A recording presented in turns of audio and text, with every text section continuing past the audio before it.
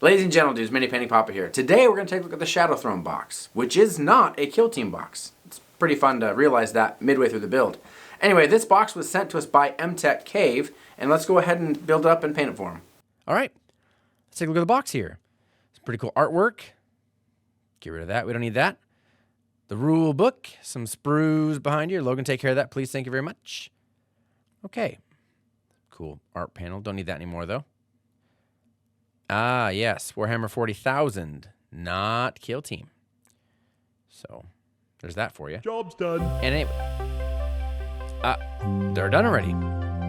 Okay, let's take a look at the armies.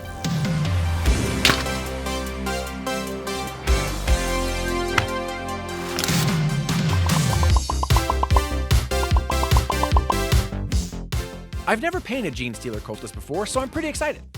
Not just because it's a new type of model, but also because I think contrast paints will do a lot of the heavy lifting for me. Contrast paints really shine on models with a lot of texture. The first thing I really had to nail down was the skin. I love the alien feel of purple skin, so I used Citadel's new contrast paint, Luxion Purple. Now, this is a heavily pigmented paint, so I thinned it down with contrast medium. One thing to keep in mind when using contrast paint is to think of it as a stain. If a color gets where you don't want it, you gotta cover it up with an opaque color like white or gray.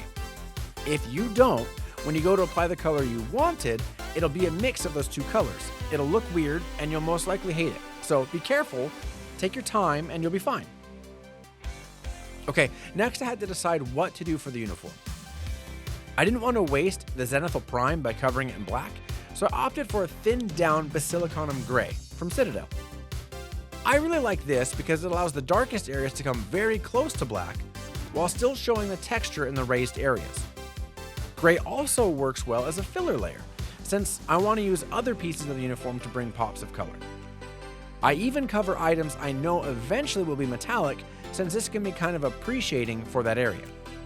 I struggled a bit with the extra bony parts of the Patriarch, until I eventually said, well, it's bony, let's try a bone color.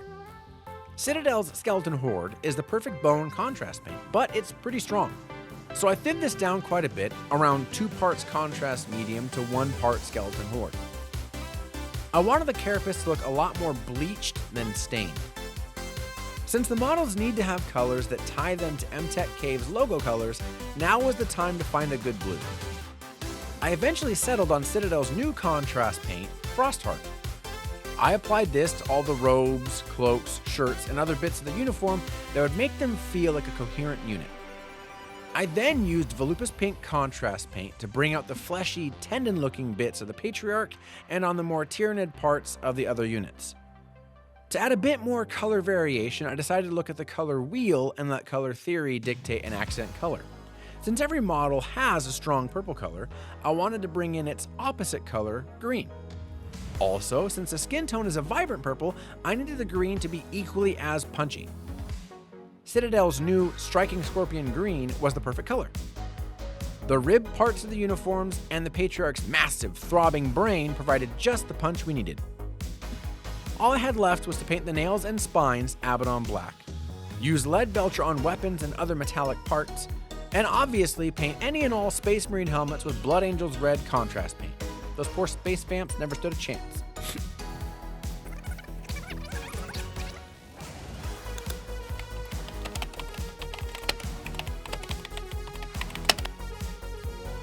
Any and all Space Marine helmets with Blood Angels red contrast paint. Because I am a salty boy.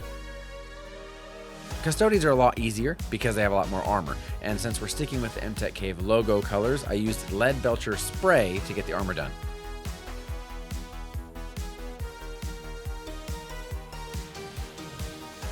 Since lead belcher is a metallic, not a white, I couldn't use contrast paints because it wouldn't actually cover properly.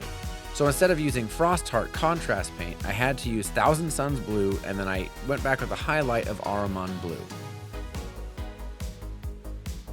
The Sisters of Silence generally have a black armor, so for that I used Black Templar contrast paint. Generally, contrast paint skin color looks a little dull or muted, so for this I used a 50-50 mix of Bugman's Glow and a pale yellow from Vallejo.